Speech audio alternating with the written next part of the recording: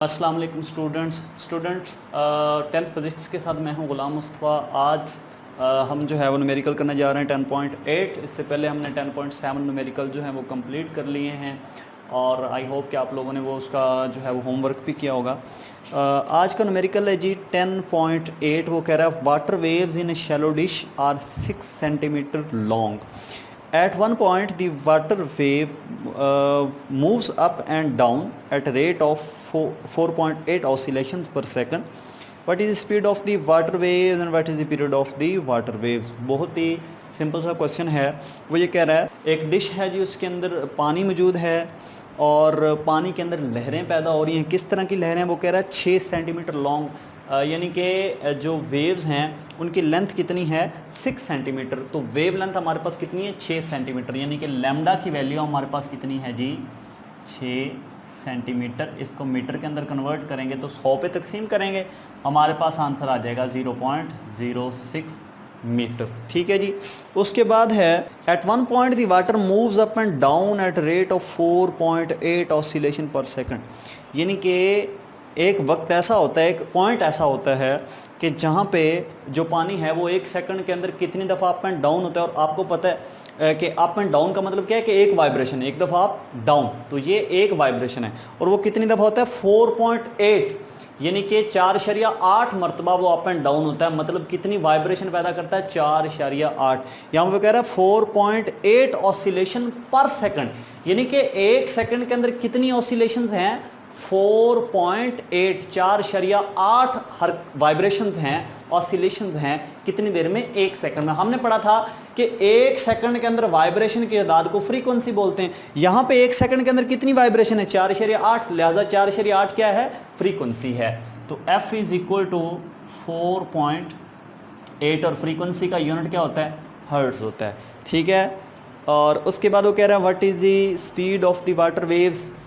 Wave speed क्या होगी ये हमने मालूम करनी है और टाइम पीरियड ये हमने मालूम करना है। तो सबसे पहले वेव स्पीड मालूम करते हैं जी। v is equal to F lambda, ये हमने पढ़ा था। और ये हमारे पास जो f है वो 4.8 है, जो लैम्डा है वो 0.06 है। जब हम इनको मल्टीप्लाई करते हैं तो हमारे पास आंसर आता है जी 0.288 मीटर पर सेकंड, जो कि अप्रॉक्सीमेटली 0.29 मीटर पर सेकंड है। ठीक है जी। उसके बाद हमने इसका टाइम पीरियड मालूम करना है। तो टाइम पीरियड का फार्मूला मैंने आपको बताया था, reciprocal of frequency is called time period, the reciprocal of time period is called frequency. तो टाइम पीरियड अगर फाइंड करना है तो ये T1/f के इक्वल होगा। अब देखें यहाँ पे आप लिख लें 1/, अब f कितना है 4.8। तो जब आप इसकी कैलकुलेशन करेंगे 1 को जो है वो 4.8 पे तकसीम करेंगे तो हमारे पास आंसर आएगा 0.208 सेकंड। तो अप्रॉक्सीमेटली इस 8 को ख़त्म कर देते हैं और यहाँ पे जो पहले वाली डिजिट है उसको हम एक बढ़ा देते हैं तो ये बन जाएगा 21 सेकंड। तो ये हमारे पास क्या आ जाएगा टाइम पीरियड। तो ये न्यूमेरिकल कंप्लीट हो गया। उसके बाद नेक्स्ट न्यूमेरिकल है जी 10.9। वो कह रहा है at one end of ripple tank 80 centimeter across, a 5 Hz vibrator produce a wave whose wavelength is 40 millimeter. Find the time the waves need to cross the tank. अब यहाँ पे ये भी बहुत सिंपल सा क्वेश्चन। वो कह रहा है कि एक रिपल टैंक है जी जिसकी विड्थ जो है वो 80 सेंटीमीटर, यानी कि उसकी चौड़ाई जो है वो कितनी है 80 सेंटीमीटर है। इसको हम D कह लेते हैं। ठीक है जी। D कितना है 80 सेंटीमीटर और इसको 100 पे तकसीम करेंगे 0.8 मीटर आ जाएगा। ठीक है जी। उसके बाद वो कह रहा है 5 हर्ट्ज, यानी कि वाइब्रेटर जो है उसकी फ्रीक्वेंसी कितनी है 5 हर्ट्ज। क्लियर हो गया जी।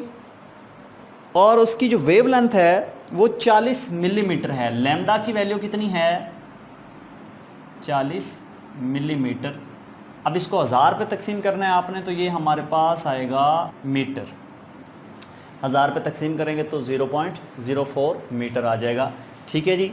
और मालूम क्या करना है कि वो जो रिपल टैंक है उसके एक किनारे से लेके दूसरे किनारे तक जाने के लिए कितना वक्त लगेगा, यानी कि टोटल टाइम हमने फाइंड करना है, स्मॉल टी हमने मालूम करना है। तो हमारे पास फार्मूला था v is equal to D over T, ठीक है। अब t इधर क्या हो रहा है, तकसीम, और इधर आके ज़रब हो जाएगा, और v इधर आके तकसीम हो जाएगा, तो हमारे पास t बचेगा, t will be equal to D over v, ठीक है। इसको आप इक्वेशन 1 कह दें। d की वैल्यू तो हमारे पास है, ठीक है, लेकिन v की वैल्यू हमारे पास नहीं है, तो v की वैल्यू निकालते हैं, फिर इसकी वैल्यू यहाँ पे पुट कर देंगे। एक और तरीका भी है कि डायरेक्ट v का आप यहाँ पे फार्मूला लगा दें। आपने ये पढ़ा था t इज़ इक्वल टू, ये d वैसे आ जाएगा, आपने ये पढ़ा था कि v जो है वो f लैम्डा के इक्वल होता है, तो v की जगह पे क्या लगा देंगे, f लैम्डा। तो d हमारे पास है जी 0.8, f हमारे पास है जी 5, और जो लैम्डा है वो हमारे पास है 0.04, ठीक है जी। तो अगर हम इसको सॉल्व करें तो हमारे पास ये आंसर आएगा, t इज़ इक्वल टू 0.8 बटे के ऊपर वैसे आ जाएगा, इस नीचे वाले को सॉल्व करें तो ये हमारे पास आएगा 0.2। जब हम इसको सॉल्व करेंगे तो हमारे पास ये 4 आ जाएगा, 4 सेकंड लगेंगे रिपल टैंक के एक किनारे से दूसरे किनारे तक जाने में। तो ये न्यूमेरिकल यहाँ पे कंप्लीट हो गया। उसके बाद एक और न्यूमेरिकल है जी 10.10, बहुत ही आसान सा न्यूमेरिकल है। What is the wavelength of radio waves transmitted by an FM station at 90 megahertz where 1 mega is equal to 10 raised power 6 and speed of radio wave is 3 multiplied 10 raised power 8। तो simple सा numerical है जी। वो कह रहा है कि एक wave है, रेडियो वेव, जो कि ट्रांसमिट हुई है, किस फ्रीक्वेंसी की है, वो 90 मेगाहर्ट्ज़, यानी कि फ्रीक्वेंसी कितनी है, 90 मेगाहर्ट्ज़। अब यहाँ पे वो हिंट भी दे रहा है कि ये जो मेगा है ये बराबर है 10 की पावर 6 के, तो मेगा की जगह पे 10 की पावर 6 लगा देंगे, 90 मल्टीप्लाई एम की जगह पे 10 की पावर 6 आ जाएगा, और ये हर्ट्ज़ हमारे पास आ जाएगा, ठीक है जी। उसके बाद वो कह रहे हैं speed of radio wave is 3 multiply 10 raise power 8 metre per second, यानी कि जो वेलोसिटी है स्पीड की वो कितनी है, 3 ज़रब 10 की power 8 metre per second. What is the wavelength, wavelength हमने मालूम करनी है, ठीक है जी। ये हमारे पास वेवलेंथ, ठीक है जी। अच्छा, यहाँ पे हमारे पास सिंपल सा फार्मूला था, v is equal to F lambda, ठीक है। यहाँ से अगर आप लैम्डा की वैल्यू निकालें तो हमारे पास आएगा f, इधर लैम्डा के साथ ज़रब होगा, उधर जाके तकसीम हो जाएगा, तो बनेगा v over f is equal to lambda. Clear है जी। अच्छा, यहाँ पे v जो है वो हमारे पास है जी 3 ज़रब 10 की पावर 8, ठीक है, और जो फ्रीक्वेंसी है हमारे पास वो है 90 मल्टीप्लाई 10 रेज़ पावर 6, ठीक है जी। क्लियर हो गया।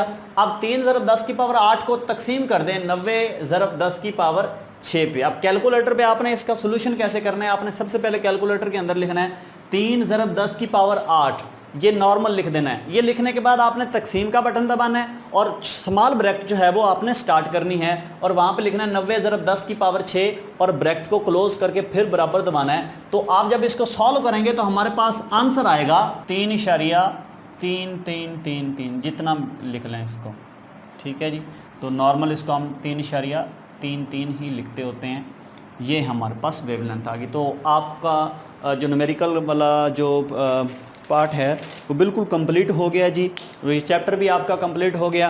तो आज के लेक्चर को यहीं पे ख़त्म कर देते हैं। जो नेक्स्ट लेक्चर होगा उसके अंदर इंशाल्लाह हम 11 यूनिट जो है वो स्टार्ट करेंगे साउंड, ठीक है जी। तो वो लेक्चर आपने ज़रूर देखना है, क्योंकि हर चैप्टर का जो फर्स्ट लेक्चर होता है उसके अंदर उस चैप्टर के बारे में ओवरऑल जो है बताया जाता है, तो वो लेक्चर बहुत अहम होता है, लिहाजा नेक्स्ट लेक्चर आपने ज़रूर देखना है। आज के लेक्चर को यहीं पर ख़त्म करते हैं जी। अल्लाह हाफिज़।